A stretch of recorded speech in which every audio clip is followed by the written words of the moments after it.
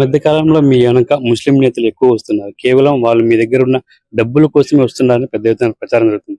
దానికి మీరేమంటారు? ఇది టోటల్ గా ఎమ్మెల్యే గారు చేసే ప్రచారం.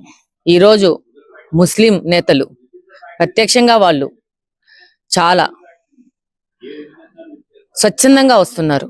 ఈ రోజు కడప నియోజకవర్గంలో అత్యధిక ఎమ్మెల్యే గారితో బాధలు పడ్డవారు, దౌర్జన్యానికి గురైన వాళ్ళు ముస్లిం మైనారిటీలు.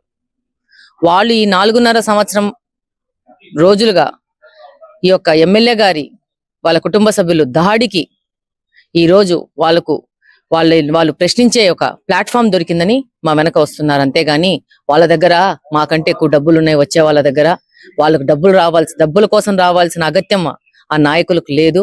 వాళ్ళు బ్రహ్మాండంగా ఈ సొసైటీలో రెస్పెక్టెడ్ ఫ్యామిలీ వాళ్ళు కాబట్టి వాళ్ళు కూడా మా ద్వారా ఎమ్మెల్యేని ప్రశ్నిస్తున్నారు. కేవలం సోషల్ మీడియాలో మాధవిరెడ్డి గారికి హైప్ ఉంది, గ్రౌండ్ లెవెల్లో పట్టు లేదని కూడా ఒక విమర్శ ఉంది.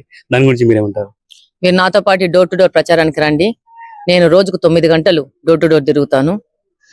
ఈ కడప నగరంలో ఈ 30 సంవత్సరాలు 40 సంవత్సరాలుగా నా లెక్క తిరిగిన వాళ్ళు ఎవరు లేరని మాట్లాడతారు. అధికార పక్షంలోను ప్రతిపక్షంలోను రెండు పక్కల రాజకీయంగానే నాలాగా తిరిగిన వాళ్ళు లేరనేది ప్రజల నుంచి వచ్చిన ఒక అభిప్రాయము. నేను ప్రతి ఒక్క మహిళ ఇంట్లోకి వెళ్తున్నాను, వాళ్ళ సమస్యలు వింటున్నాను. వాళ్ళు చెప్తున్న సమస్యలు వింటే నాకే చాలా కరిగిపోతున్నాను, బాధపడుతున్నాను. ఈ రోజు ఎక్కువ పాత కొద్ది ఈ రోజు పొద్దున్నే నేను గుర్రాలగడ్డలోకి వెళ్ళాను. మహిళ చెప్తా ఉంది, గాంజా విపరీతంగా అయిపోయిందమ్మా, మా ఇంట్లో మాకు సేఫ్టీ లేదు. మా భర్తలు దాదాపు కడప నగరంలో మీకు కూడా తెలుసు, చాలా మంది కువైట్ కి సౌదీకి వెళ్తారు. మహిళలు ఒంటరిగా వాళ్ళ పిల్లల్ని పెట్టుకొని వాళ్ళ జీవనం సాగిస్తుంటారు.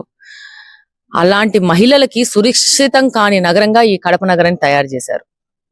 ఈరోజు మహిళలు ఇక్కడ గాంజా పెరిగిపోతుందమ్మా, రాత్రి తలుపు తీసి బయటకు వచ్చే పరిస్థితి లేదు. మేము ఒక్కొక్క ఇంటికి 2 3 కెమెరాలు పెట్టుకుని ఉన్నాం.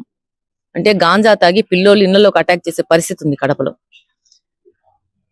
ఇది చాలా దయనీయమైన స్థితి.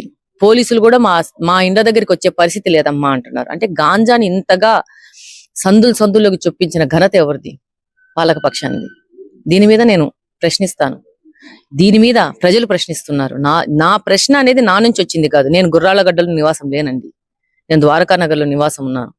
గుర్రాలగడ్డలో ఉన్న మహిళలు చెప్పిన అభిప్రాయాన్ని నేను ప్రశ్నిస్తున్నాను. దీన్ని సోషల్ మీడియా అంటే వాళ్ళు అవివేకులు అవుతారు. ఒక్కసారి ప్రజల దగ్గరికి వెళ్ళి ప్రజల సమస్యలు వింటే కడప ఏ విధమైన దీనావస్థలో ఉన్నది అనేది ప్రజలకు అందరికీ అర్థమవుతుంది. ఈ మధ్య కాలంలో నారా చంద్రబాబు నాయుడు మీటింగ్ లో మీరు అదే కన్నుగుట్టిన వీడియో విపరీతంగా ట్రోల్ చేస్తున్నారు. ఆ ట్రోల్ వీడియోపై మీరేమంటారు? ఆ ట్రోల్ వీడియోపై విఘ్నత ఉన్నోళ్ళు ఎవ్వరు దాని గురించి మళ్ళీ రియాక్ట్ అయ్యేది ఉండదండి. అది అంజద్ బాషా గారి పిఏ గారు చేసిన ఘనత. డెఫినెట్ గా ఆయన మీద ఎఫ్ఐఆర్ రిజిస్టర్ అయింది. డెఫినెట్ గా రేపు అధికారంలోకి వచ్చినాక దీని మీద యాక్షన్స్ తీసుకోవడం జరుగుతుంది. వైసీపీ ప్రభుత్వం యొక్క మీరు గమనించారు, ఈ 4 సంవత్సరాల 10 నెలల్లో వీళ్ళు ఆడవాళ్ళ మీద ఎలా దాడులు చేస్తున్నారు, ఆడవాళ్ళ యొక్క సెల్ఫ్ రెస్పెక్ట్ మీద ఎలా దాడులు చేస్తున్నారు, వాళ్ళ క్యారెక్టర్ మీద ఎలా దాడులు చేస్తున్నారు అనేదాన్ని. ఈరోజు నా గురించి మాట్లాడుతున్నారు. వైఎస్ రాజశేఖర రెడ్డి కూతుర్ని ఆయనకు పుట్టలేదనే విధంగా కించపరుస్తూ సోషల్ మీడియాలో ట్రోల్ చేసిన ఘనత వైఎస్ఆర్సీపీది. ఇంత అధోగతి అయిన పరిస్థితుల్లో వైఎస్ఆర్సీపీ నడుస్తూ ఉంది. వాళ్ళకి రావాల్సింది అధికారం అంతే, వాళ్ళకి కావాల్సింది డబ్బు, అవినీతి, దోపిడీ. వాళ్ళకి ఇంకా దేని గురించి ఆలోచించరు. ప్రజలందరూ నా ఉద్దేశంలో నేను దాదాపు 5 నెలల నుంచి కడప నియోజకవర్గంలో తిరుగుతున్నాను. ప్రతి ఒక్క మహిళతో మాట్లాడుతున్నాను, ప్రజలతో మాట్లాడుతున్నాను, అన్ని వర్గాల వాళ్ళతో మాట్లాడుతున్నాను.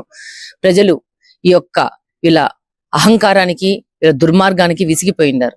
డెఫినెట్ గా ఈ వచ్చే ఎలక్షన్ లో వాళ్ళ యొక్క అభిప్రాయాన్ని డెఫినెట్ గా తెలియజేస్తారని అనుకుంటున్నాను.